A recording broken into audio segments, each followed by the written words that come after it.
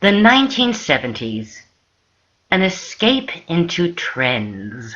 Trends were born in the 70s. But what were people escaping from? Well, let's take a look at the world of the 70s, and you'll see that it was a rather scary and bleak landscape. First of all, the Vietnam War was still raging. The Vietnam War wouldn't end until the mid-1970s, so all of that peaceful protesting by those lovely folk with flowers in their hair didn't do much good, did it? And speaking of those student and young protesters, well, that all took a rather sinister turn in the early 1970s too. There were a series of anarchist student or dropout or ex-hippie groups who were terrorist groups like these folk here. They were based out of Germany, which is why their wanted poster is in German, but their acts of terrorism were international. This is the Baader-Meinhof group.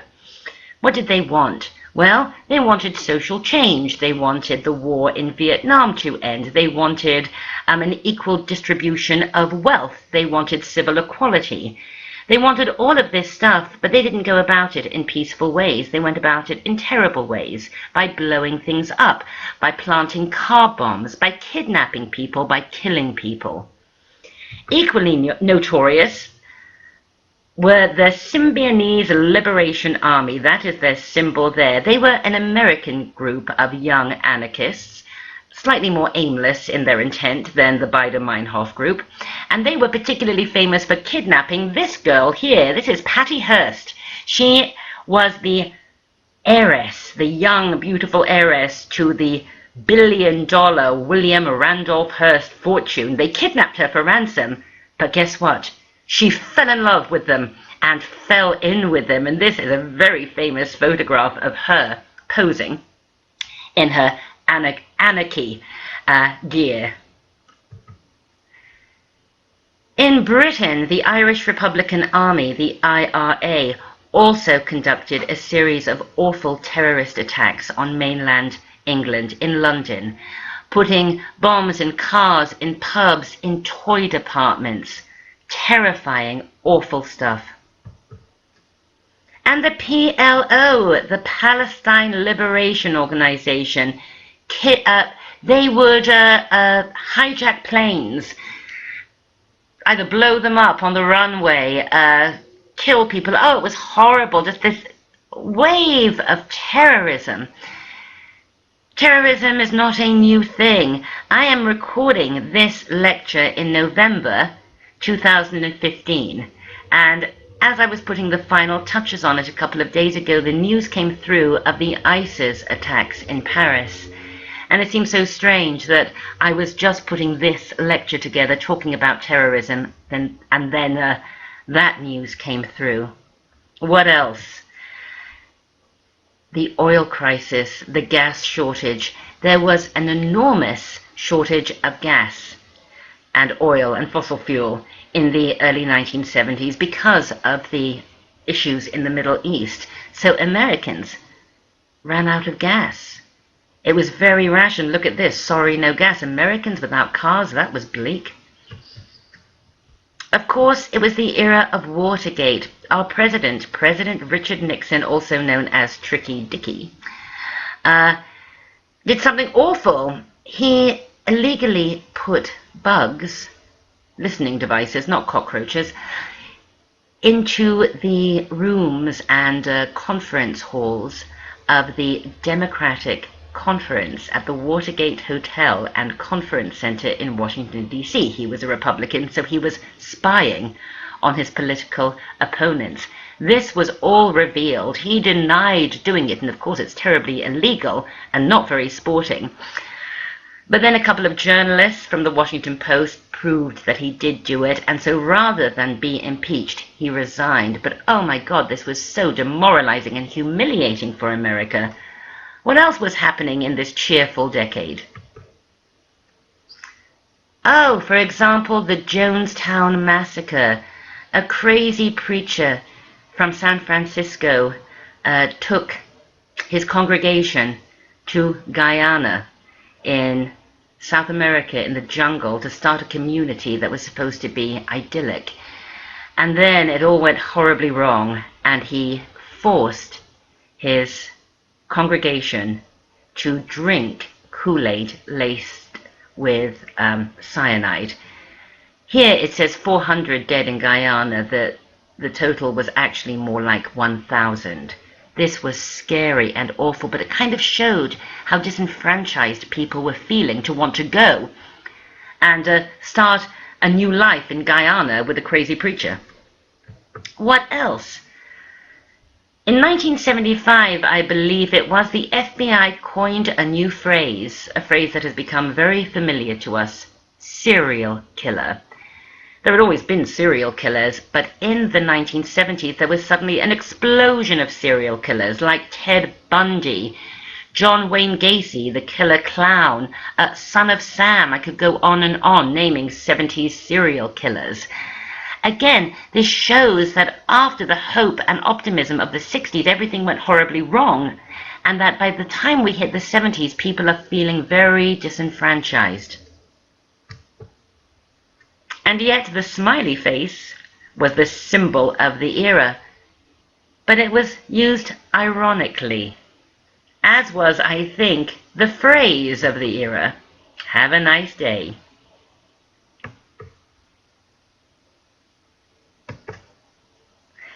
Fashion is not an island, it's a response. And fashion responded with a series of trends that added glamour or sweetness or just plain fun to a gloomy and really frightening landscape. So let's take a look. As we always do, let's start with the body ideal. Here is the body ideal of the 70s. Willowy, you all know what that means, don't you? Willowy, sort of delicate like a willow tree. Small, with natural breasts, a taut waistline, slim hips, very natural physique, no corsets, no girdles, and often no bra. This small, delicate figure was perfect for every single one of the varying trends of the era. It was great for the laid-back, casual look that we associate with the 70s and that ran throughout the decade. It was also great for the pantsuit. Again, this would run throughout the decade, as would the incredibly popular gypsy trend. Sometimes it was called gypsy, sometimes it was peasant, but it was this look. And this little body looked perfect in all of these varying trends. Who had this body? Well, lots of people did who were famous and popular. Stevie Nicks, the lead singer of Fleetwood Mac, she had this body. Bianca Jagger, she was married to Mick Jagger. She was a bit of an it girl on the party scene in the 70s. She had this delicate, willowy body. Farrah Fawcett had this body, of course, from Charlie's Angels. And as we move into the end of the decade, we'll meet Debbie Harry, the lead singer of the punk new wave band Blondie. She had this body. So you can see, all of these women are very different types, and actually, now that I look at this drop, all of them are speaking to so many of the popular trends of the 70s, and yet they all have very similar physiques. Now, we usually do the beauty ideal, don't we, after we do the body ideal, but because there were so many different makeup looks in the 1970s to achieve these various fantasies that people escaped into, we'll do the makeup looks as we go along. And at this point, we usually discuss the dominant fashion idea, don't we?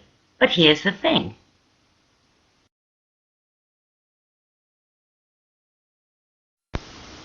The 70s was the time of trends, so there were many fashion ideas. So instead of the dominant fashion idea, we really have to talk about all of the little fashion ideas that made up this overarching era of trends. Here are just some of them. The feminine gypsy, the liberated pantsuit, simple and slinky, chilled out denim, super sporty. Take a look at all of these images. They all scream 70s, don't they? But they are all incredibly different. So all of these looks coexisted throughout the decade, varying slightly from year to year, but all linked by a dominant and rather revolutionary idea in fashion. Comfort. We see comfort for the first time. Okay, people didn't wear corsets or girdles with miniskirts, but a little micro miniskirt, you always had to be careful that your pants weren't showing. You always had to be careful how you sat. Really, from the end of the 60s into the 70s, we give up the idea of changing our bodies through corsetry or girdles. Comfort. But this suited the 70s. There was so much conflict in the world. We wanted comfort. We didn't want to have to encounter conflict with our own bodies every time we got dressed. And so this era is really when this idea of comfort wear, leisure wear, almost active wear before that term was ever used, came about. Take a look here. Sort of flared, comfy jeans and a hoodie, before the word hoodie was used actually. Comfort. Although, as you just saw, there were many different silhouettes, all of them linked by comfort, there was sort of an overarching shape theme in the 70s. Things got terribly wide. Terribly wide. Flares. We associate flares with the 70s. Very wide. Collars got wide. Lapels got wide. Ties got wide. Hair got wide. It was a wide decade. But before we go on and look at some of the more beautiful, interesting, and exciting trends that make up the big fashion story of the 70s, I have to talk about textiles. Textiles were the reason that so many of the more beautiful trends of the 70s simply did not translate by the time they reached a mass market, because the mass market was in love with polyester. This was the polyester decade. Look at these people, all in polyester. Here's some more polyester. Now you see this ensemble here. Believe it or not, if this had been conjured up by a European designer, the blouse would have been silk, the pants would have been jersey. It would not have been in those colors. It would have been beautiful. Here's a nicer polyester ensemble for you. Think about things like the maxi skirt. By the time it reached the American mass market, it was made of polyester, or something equally revolting, which made it stiff and bulky and simply not sexy. When the maxi appeared in Europe, it was made of silk or jersey. It was slinky, it was sexy. So this is why there are two very, very different views of 70s fashion. When we think of the mainstream, it's awful, it's risible. You all know what risible means, right? It means laughable. And we like to make fun of it. And yet, when we look at high fashion or really trendy streetwear of the 70s, it's gorgeous. And the reason really is textiles. And also because trends were moving so quickly, there were so many of them. By the time a trend had happened, was clocked, and was over in Europe, it was only just beginning to kick off in the mainstream. And this is true for the New York designers who would appear in the 70s as well. By the time their beautiful, elegant, minimalist work hit mass retail, it had been completely misunderstood, and something awful had taken its place. So the 70s was dichotomous. It's one of my favorite fashion decades, but I think it might be my worst as well. Because there were so many trends that overlapped and ran in one incarnation or another throughout the decade, we will tell the story of 70s fashion through the dominant looks of the decade. The designers of the decade we'll discuss are those whose names are associated with a particular 70s trend. Those who either did it first or simply did it best. And the style icons I've chosen are the people who best exemplified the trend, whose look was most imitated by the masses, and whose name is forever locked into a particular cultural moment. This is going to be fun. And in true 70s fashion biz style, I will give each of our 70s dominant trends a suitably buzzword type of title. The first of our dominant 70s trends is storybook. Yeah. Basically, this was a run-on from the very edgy streetwear that we saw in the late 1960s. Remember, I was Lord Kitchener's valet, Granny Takes a Trip, all of that kind of thing, the nostalgia for Victorian and Edwardian stuff. Storybook, as I have decided to call this trend, was basically an Edwardian Victorian revival. Again, an extension of what we saw in the late 60s, but with the edge taken out of it. So we're thinking about a lot of lace here, a lot of whimsy, a sort of harking back to romantic and ladylike times. Let's take a look.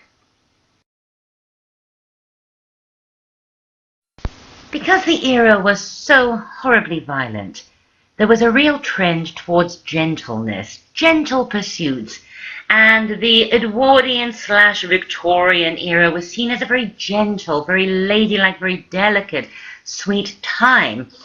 One of the crazes of the early 1970s particularly was pressing flowers.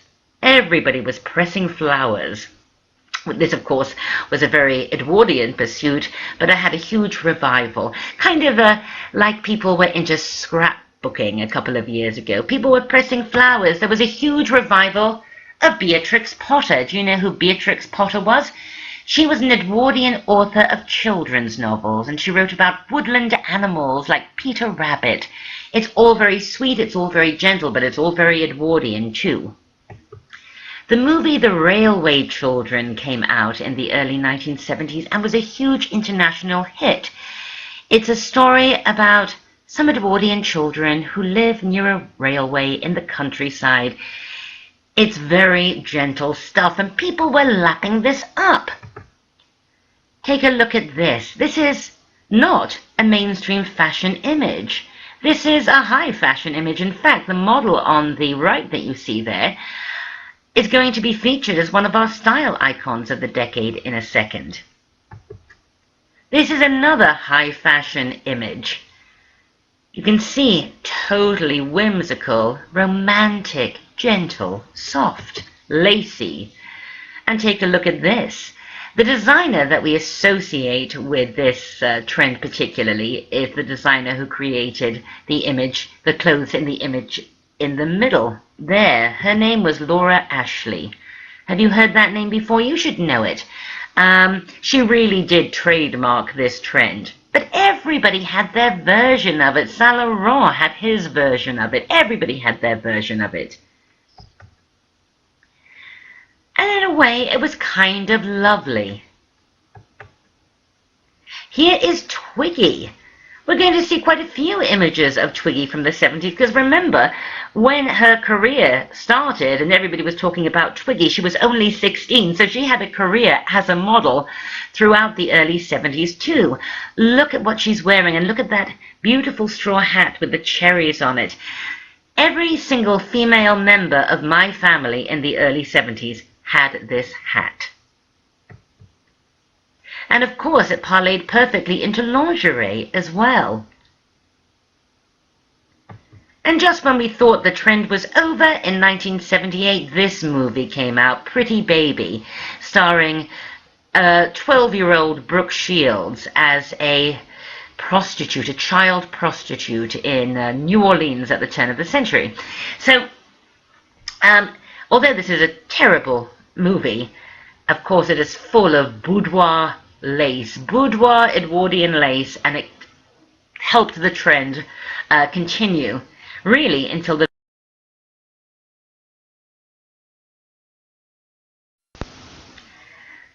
But by the time this trend hit the mainstream, you're not going to like this. Let me tell you, you're not going to like this. We're going to do this for every 70s trend, and I'm going to show you what happened when it hit the mainstream. This is what happened when it hit the mainstream. Oh, take a look at the textiles. This is what I mean.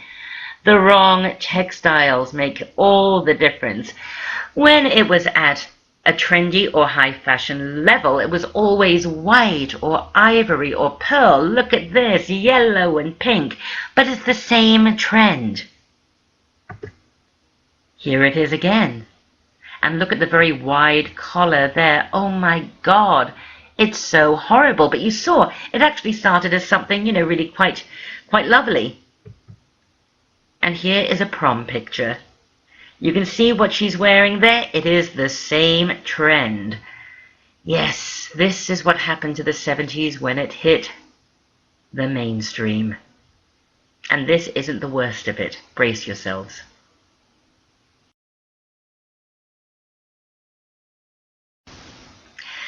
The next trend up you are going to love. It's one of my favorites of all time, and in true 70s trend jargon, I have decided to call it Hooray for Hollywood. This was a pure nostalgic trend, an escape into past glamour. It was all part of the Deco revival of the early 1970s. This is going to be very easy for me to explain to you because we've already done Art Deco. We did the 20s, we did the 30s. Here is Twiggy again. She doesn't look like that little mod kid on Carnaby Street anymore, does she? In her little Mary Quant A-line mini dress. The Deco revival again, an escape into the past, this time into the glamour of old Hollywood. So the interest in Victorian and Edwardian nostalgia we saw in the late 60s would explode in the 70s. We saw it with the Victorian Edwardian storybook trend, but this time the focus was on the late 20s, the 30s, and then, as you'll see, by mid-decade, the 1940s too. And there she is, looking very intentionally like who? Marlene Dietrich, I'd say. Her name was Barbara Hulaniki. She was of Polish descent, but completely British, terribly posh. And she was an incredibly gifted and visionary woman. Her label was not called Barbara Hulaniki. Her label was called Bieber. And this is so legendary, the Bieber name, know it. This is the quintessential Bieber look. It's so 30s, isn't it? Look at those Jean Harlow curls. Look at that big 1930s Riviera hat. This is one of the iconic Bieber t-shirts. Note the deco font, the deco graphic. Think black and gold when you think Bieber. Look at this Bieber evening dress. Incredible. If I put this on an exam and said, okay, date it, and you wrote 1930s, you know what? I couldn't blame you. Look at that Art Deco Bieber platform heel.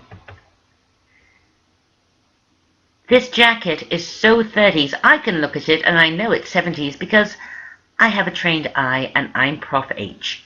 But I wouldn't blame you if you thought it was 30s. Isn't it wonderful? And take a look at this suit. We're even getting into the 40s here, aren't we, with the peplum, the shoulder pads, and the A-line skirt. That's a little bit later in the Bieber story.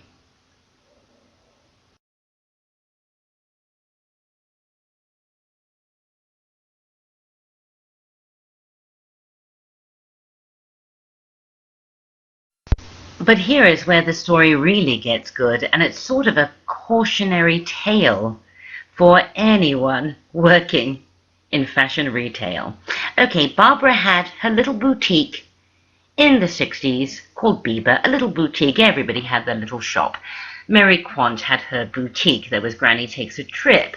There was I Was Lord Kitchener's Valet. There was Mr. Fish, and there was Bieber. But then, because she really saw this whole deco revival happening, she and her husband, who was her business partner, somehow, I have no idea how, because they were both just very young, they got the funding to rent an entire deco department store on Kensington High Street, which is in the centre of London, a very trendy shopping street at the time. Here it is, formerly Barker's, just an old lady department store. They took it over, and this was one of the biggest stories of fashion retail, I think. She launched Bieber, the department store. Here is a little promotional newspaper that was given out to announce the launch. Welcome to the new Bieber. Take a look at the typography. Take a look at the graphics. It is completely a playful nod, isn't it, to the 20s and 30s. Barbara offered complete escapism out of this horrible world of Baader Meinhof and terrorism and all of this crap into the glamour of the 1930s. Look at this display. This is just one of the many counters on the 6 or 7 floors of Bieber. I have been to Bieber many times. I went to Bieber often as a little girl because my sisters were Bieber girls. They both worked at Bieber. They are older than I am by about 10 years or so. And so when I was a very little girl, they were teenagers and they had the coveted job of being Bieber shop girls. But look at this display. See the carpet? Barbara Halunicki had all of the carpets specifically and specially made to deck out this entire massive department store in this deco design. The ostrich feathers, I remember there was always this incredibly kind of heady, exotic smell in Bieber. Take a look here. You can see this is a photograph, a fashion photograph of somebody wearing a very 1930s looking Bieber outfit, sort of 30s resort, but check out the doorway behind her. This is the Egyptian 20s revival, revived again, for the deco revival of the early 70s. This is the cosmetics counter. Everything in Bieber was the Bieber label. Everything was Bieber. Cosmetics, homeware, everything. Bieber had its own nightclub. Imagine a department store with a nightclub. A 1930s style glamorous nightclub called the Rainbow Room, where they would have a big band orchestra playing or a pianist playing. This is where the in crowd went in the early 70s. This is where you'd find your Bianca Jagger. It's where you'd find your David Bowie. It's where you'd find your whole glam rock crowd. The Rainbow Room at Bieber. Oh my God, the glamour and the escapism of it all. And one can only assume that people in the Rainbow Room dressed like this. I was too little to ever go to the Rainbow Room. This is Twiggy again, wearing Bieber. And I'm showing you this picture just to alert you to the high glamour, but also the return of animal print, of cheetah, of leopard. Where did we see that? We saw that in the 30s. Remember the African craze?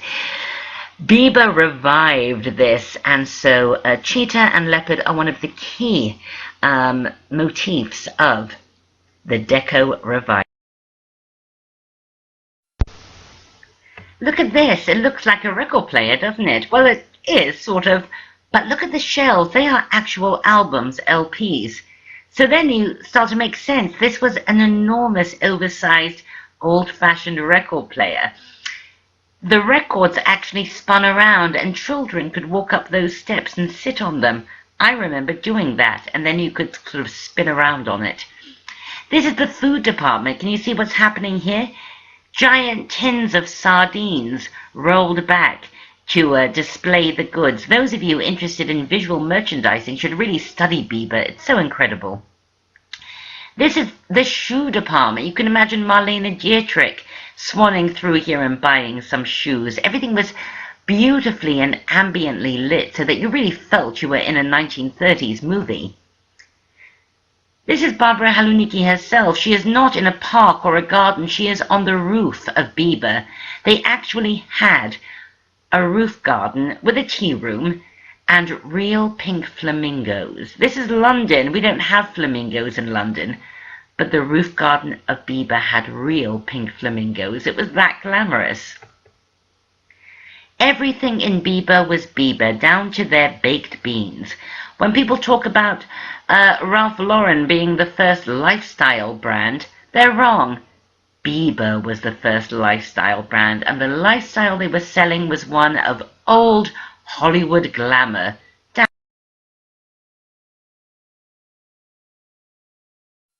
Did you enjoy that? I hope you did. I love seeing creative fashion people at work, don't you? I find it so inspiring. And wasn't Bieber incredible? But you know what? Bieber was just the pinnacle of an enormous international fashion and cultural trend. Take a look at this layout. This features Faye Dunaway. You might recognize her, who played Bonnie in Bonnie and Clyde. Everything she's wearing, of course, is part of the 1930s revival. Take a look at the polka dots on the left there. But also check out the typography and the graphics. Completely 30s. This is Bieber again. Utterly in keeping with the whole revival. How glamorous. And please look at those metallic platform heels.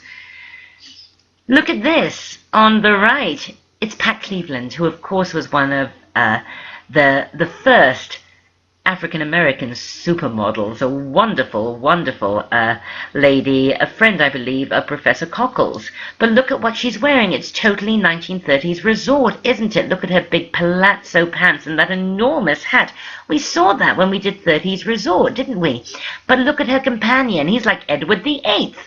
He's got his polka dot cravat. He's got his big pants. So glamorous. Such an escape.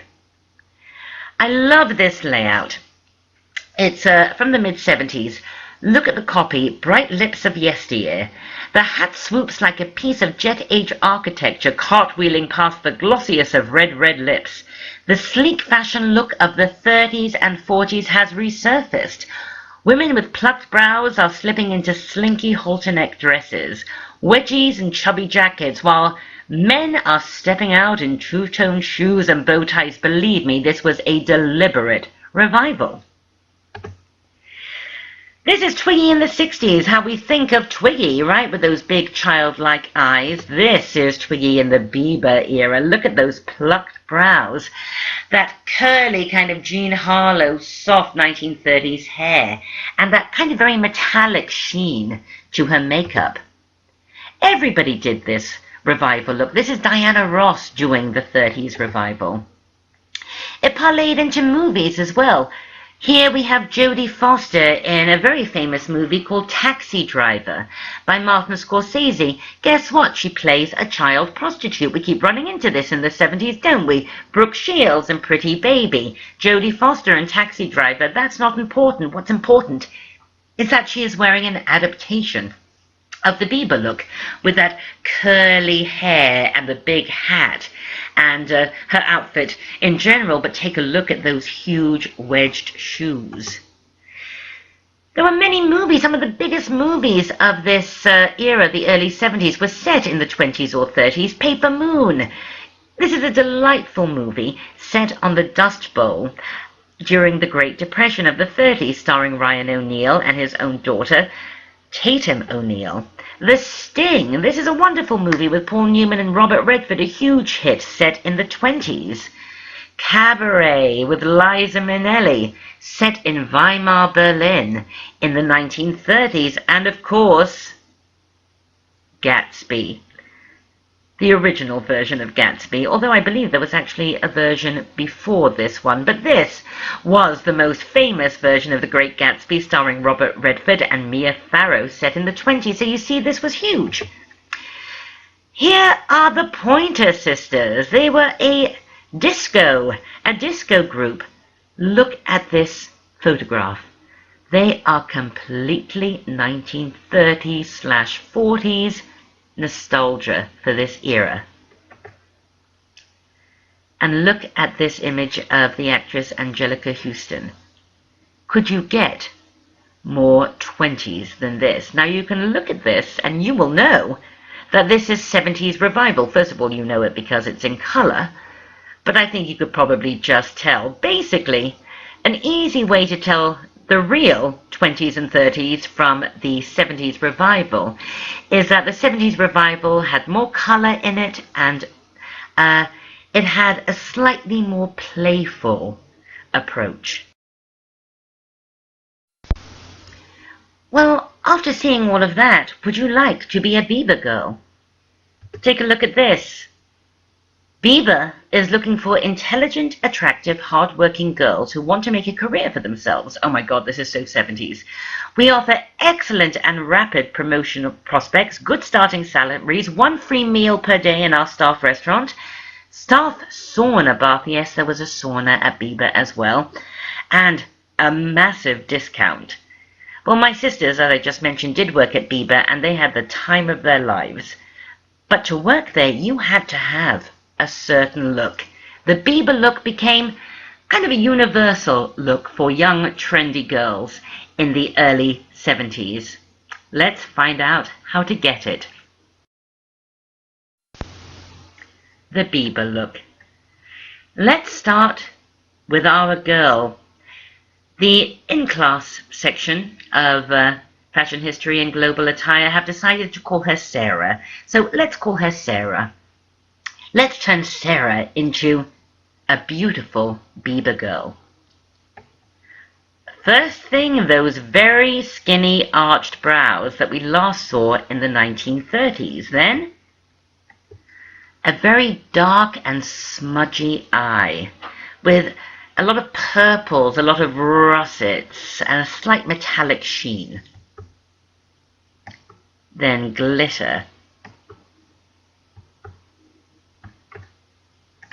Put it on the cheekbones as well.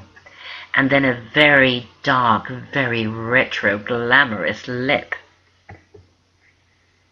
And then a red kind of henna color was preferable, and a huge head of curls, of hennaed 30s glamour curls, and this was the Bieber look. See what I mean? It really became a standard for beauty. Look at her eyebrows. And look at her. Even though the picture is in black and white, you can see she has the skinny brows. She has that kind of a glittery sheen on her eyelids. And this brings us to the style icon that we're going to link to the whole 30s, 40s glamour revival of the 70s. But in fact, it's a style icon couple. This couple.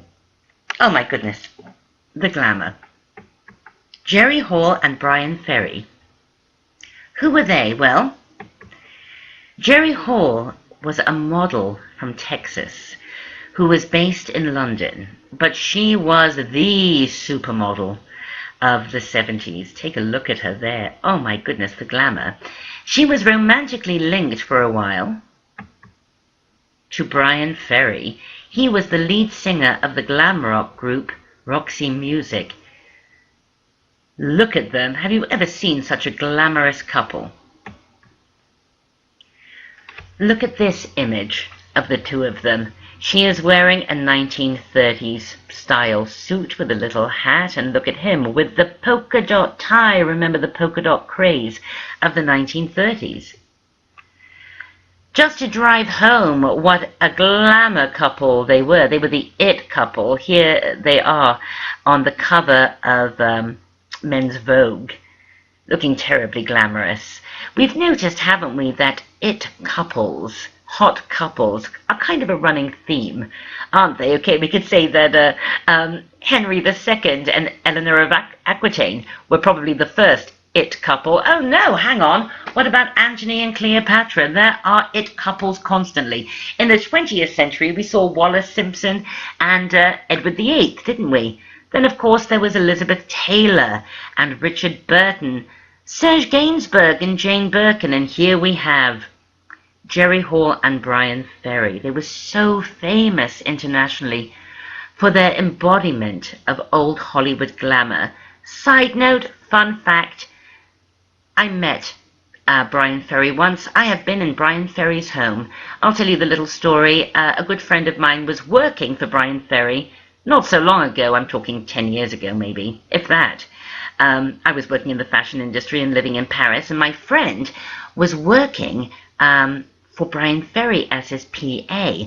I was living in Paris. I went over to London to do some trend spotting, was going to have dinner with my friend, and he said, meet me at, my place of work so you can meet Brian Ferry. And so I said, sure, I would love it. And so I arrived at this big posh house in London and rang the doorbell. Brian Ferry answered. I said, I'm here for my friend. And he said, oh, he's just gone to FedEx. Come in. Brian Ferry, hottest guy of the 70s, made me a cup of tea and gave me a cookie. And we had a nice chat. You can't get fairer than that. Lovely bloke. Moving on.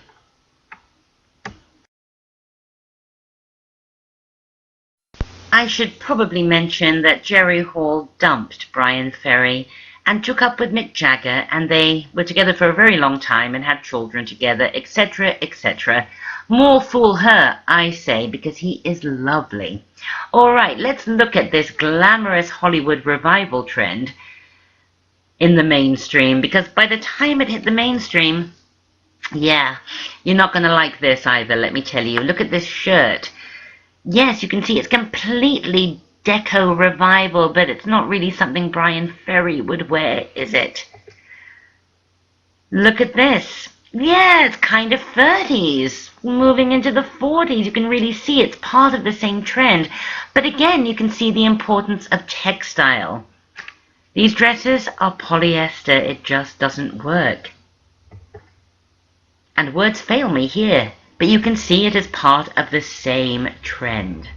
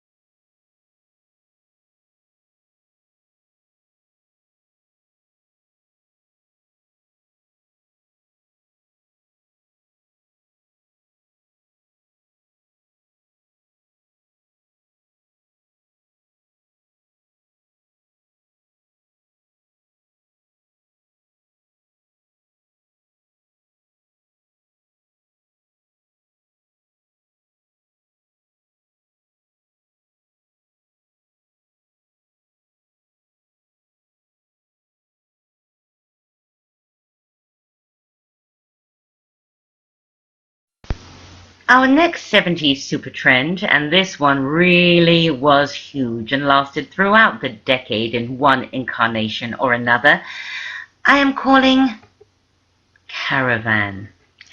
Like a caravan of traders traveling along the Silk Road. It was gypsy, it was sometimes peasant, it was exotic. And it was always sort of the same, no matter what point of the 70s you pick up on it. Let's take a look.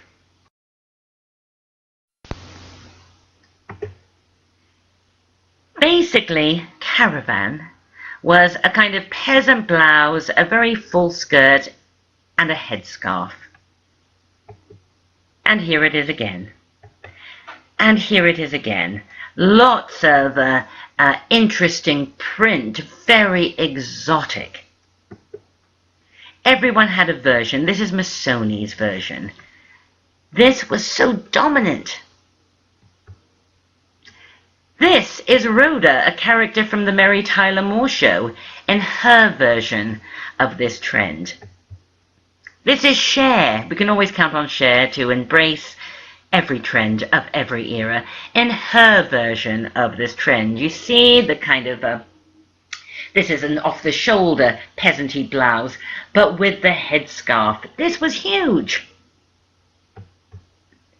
This is Lanvin's version of it from the very early 70s, but you see the full skirt, the exotic print, and the headscarf. And this takes us to the designer of the decade. He didn't do it first, but my goodness, he did it best. And here he is. Do you recognize this rather attractive young man? This is Yves Saint Laurent. And can I just take this moment to remind you that everyone in fashion says Yves Saint Laurent. We know how to say his name, Yves Saint Laurent. You don't say Yves Saint Laurent or Yves Saint Laurent or anything like that. It's Yves Saint Laurent. You don't pronounce the T's, and you don't say Saint or anything that sounds like it. It's Saint. Yves Saint Laurent. All right? Cool. Please note the length of his hair here as well. Men in the 70s had quite long hair.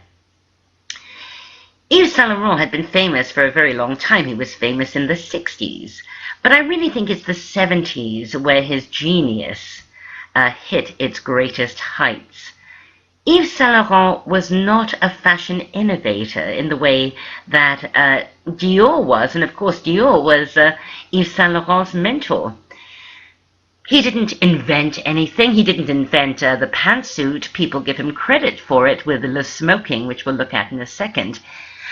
His genius was this. He recognized what was happening on the street, and he validated it with beautiful couture collections, beautiful ready-to-wear. And by validating it, he then made it acceptable to the masses. Yves Saint Laurent was a true fashion genius, and he was a true artist. I have linked him in with the caravan trend, as I have dubbed it. He didn't do it first, but by God, he did it the most famously and the most beautifully with this. It was dubbed his Rich Russian Peasant collection. That was a joke. Peasants aren't rich, are they? But what he did, he took this sort of ubiquitous at that point, sort of peasant, gypsy look, exotic, and he really made it luxurious. He added this luxury element to it with this silk and this taffeta and this incredible palette. He drew on Russia and Russian textiles and furs, and look at that jacket in the first image there, that fur-lined vest. It was sumptuous. This was fall 76. People had been doing this look since the early 70s. Lanvin did it in 1972, but it was Yves Saint Laurent who turned it into this absolutely luxurious flight of fantasy. And by doing so, he validated the trend, and then, boy oh boy, it hit the mainstream. He embraced exoticism to such an extent that the following year, of course, the perfume he launched was opium. It's all about the Silk Route, isn't it? The Silk Road, exoticism. This whole caravan, gypsy, peasant, Russian thing. Let's see what happened when it hit the mainstream. You're not going to like this. There we go. It's the same trend, but look at it. It's awful. This is truly awful. And again, it's a question of textile as well as palette. Here it is again. It's the same trend. You have the flouncy sort of peasant blouse. You have the overly embellished skirt. But it doesn't work. And it sure as shit doesn't work here. And take a look here. Yes, it's all the same story, but it's just hideous. When Yves Saint Laurent did it, it was sumptuous, it was beautiful. Here, it's pig slop. Yes, pig slop. The next 70s megatrend I want to talk to you about, I have dubbed I Am Woman, Hear Me Roar, which of course is the opening line to the very famous song by Helen Reddy. It was the anthem of the women's liberation movement, women's lib, of the early 1970s. You know this song, right? If you don't, I'll just sing the first couple of lines to remind you. It goes like this. I am woman, hear me roar, in numbers too big to ignore, and I know too much to go back and pretend. I am woman, hear me roar, in numbers too big to ignore. Yes, this is the women's liberation movement. The women's liberation movement, women's libbers, picked up in the 70s where the suffragettes had left off in the 1910s.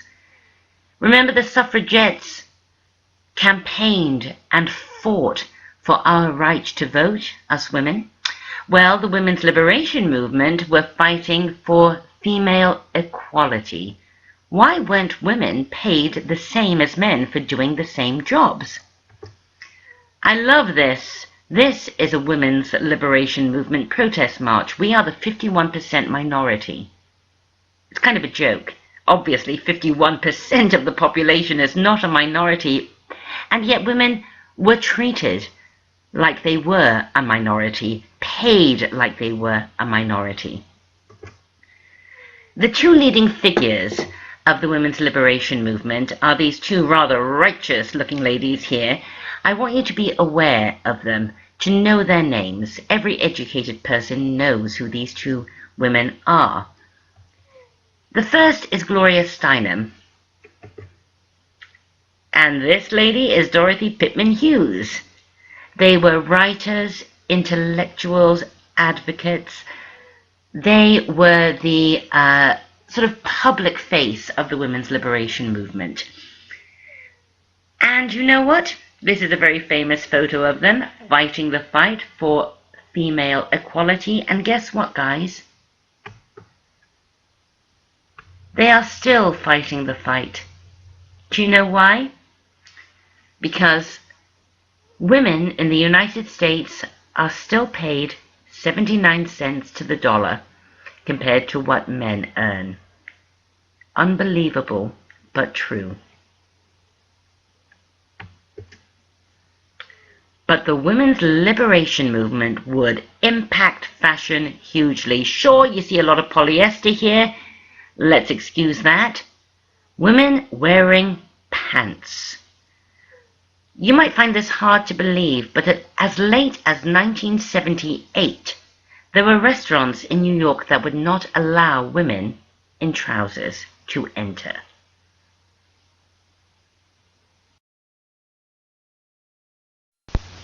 Which brings me to our megatrend, the pantsuit.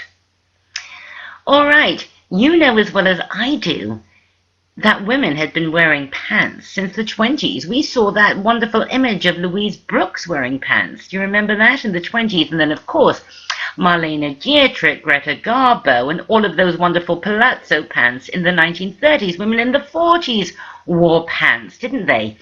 In the 50s, do you remember that suburban wear we looked at with the capri pants? So women have always worn pants, which is why it pisses me off when people who really don't know fashion history but think they do say that, oh, it was Yves Saint Laurent in 1966 who invented pants. Of course he didn't. But Yves Saint Laurent in 1966 launched Le Smoking, like smoking jacket, which was a pantsuit for women. It was luxury. And remember, we just discussed Saint Laurent's genius was to take various trends either on the street or in Hollywood or here or there, make them luxurious, make them beautiful, and make them acceptable to the masses by doing so. So Yves Saint Laurent launched Le Smoking in 1966, but we know that pants and pantsuits had been around for a very long time. Before that, however, it was in the 1970s, incumbent with the women's liberation movement, with women really wanting to be taken seriously in the workplace, that the pantsuit took off as a mega trend. Here is a very high fashion pantsuit. You can imagine somebody going to the Rainbow Room at Bebo wearing this, but you know what? Everybody at every level of retail had pantsuits. You would have had pantsuits. I would have had pantsuits. In fact, I did have pantsuits. I was 5 in 1970 and 14 in 1979, and I remember having pantsuits at various points. You know, if we were going somewhere smart, I'd put on my pantsuit.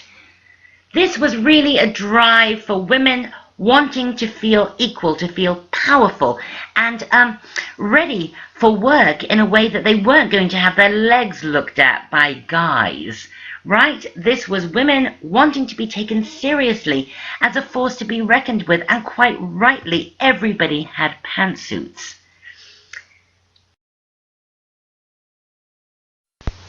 And this brings us to the style icon we're going to tie in with the liberated woman in the workplace and the pantsuit. This young lady here. Her name was Mary Tyler Moore. She was a television actress and the star of the most popular TV show of the 1970s, The Mary Tyler Moore Show. The actress is called Mary Tyler Moore. Her TV show, her sitcom was called The Mary Tyler Moore Show, but she played a character called Mary Richards. And the backstory to Mary Richards' life was that she had, grown up in the Midwest and had gone to college, and she was educated and beautiful and all of this kind of stuff. But of course, look at the era. You go to college, why? So you can find a better husband. And the backstory is that she either got jilted at the altar or she jilted her fiancé at the altar. We don't see any of this. But then decides to break out as an independent career girl, a single woman on the rise. And she moves to Minneapolis, St. Paul, and gets a job as an assistant producer on a small fry local TV news station. It's hilarious. You should really watch the Mary Tyler Moore Show. It's on YouTube. It's on everywhere. All the streaming devices. It was so famous. And it was groundbreaking because never before had there been a TV show that starred a single woman. Remember Lucy in the 50s? I Love Lucy. She was married, wasn't she? The Mary Tyler Moore Show was about a single woman. It was the first TV show ever to feature a gay character, so that's pretty cool. It was the first TV show ever to suggest or discuss a single woman having sex. That was shocking, but it's also hilariously funny. And it had a very strong female cast. The woman you see there, the young lady you see there on the right, is the actress Valerie Harper, who plays Mary's best friend who lives upstairs, who is a visual merchandiser in the TV show, actually. And we saw her a little bit earlier when we were doing the caravan trend, remember? And her character was, you know, supposed to be very trendy and trend forward, as we say today. The character you see on the left is her landlady, who is married and trying to live a very traditional 50s life, while these other two girls are embracing the liberation of the 70s. But here's the thing. People were obsessed with what Mary Tyler Moore wore. She really guided women as to what was appropriate but stylish workwear. Like this terrific pantsuit here. And this one here, oh my God, Mary Tyler Moore as Mary Richards really genuinely had a fashion influence. And I'll prove it to you, this is not Mary Tyler Moore. But look at this outfit and look at the hair. And they've even cast a model who looks pretty much like Mary Tyler Moore. This is just an image from a 1970s fashion magazine.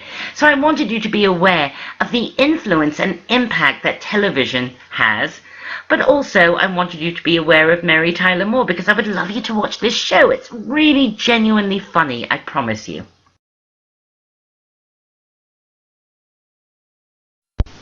Another style icon who I want to link in to this women appropriating menswear trend is this girl, Annie Hall. You'll notice I put Annie Hall in quotation marks because Annie Hall is a character, as played by Diane Keaton in the romantic comedy by Woody Allen, Annie Hall. Look at the way she is dressed. Here she is in motion saying la-di-da, which is what the kooky character of Annie Hall would say when she didn't know what else to say, la-di-da. This look, Diane Keaton's wardrobe for Annie Hall became a massive fashion trend. It taps into the 1920s, 1930s nostalgia, doesn't it? But a nostalgia for menswear. You see, look at her tie and her vest and her hat and her baggy pants. This became a huge fashion trend in a decade devoted to trends. Here we have a simplicity pattern book. Look at those images, completely Annie Hall. Take a look at her with the man's tie and the baggy pants. Here it is again, the Annie Hall look, very nostalgic, but nostalgic for menswear. And on the image I just showed you, take a look at the Oxford bags. Remember, we met the Oxford bags in the 20s, didn't we?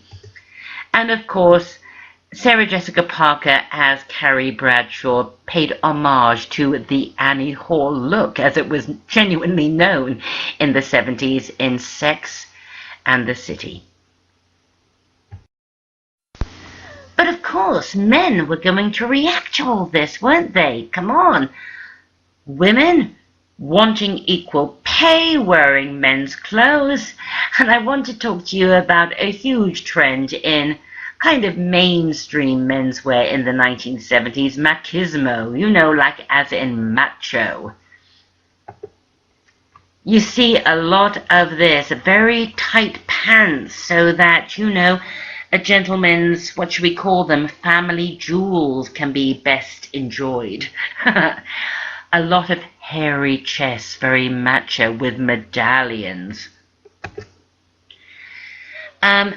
Shirts left unbuttoned or buttoned very low, so you can see the hairy chests because they are men, and the medallion. This is a pop star Andy Gibb, but without meaning to put too fine a point on it, and sorry for the double entendre there, but take a look at his family jewels. Very tight pants on men to show, hey, they were guys. Take a look at that. and mustaches. This is Burt Reynolds, one of the biggest stars of the era. Mustaches. Why? Because mustaches are manly and masculine. This whole idea of men having hairy chests and medallions and tight pants to show their family jewels and a mustache to show they were guys. It really was kind of a reaction, very unconscious, of course, to the women's liberation movement and the pantsuit.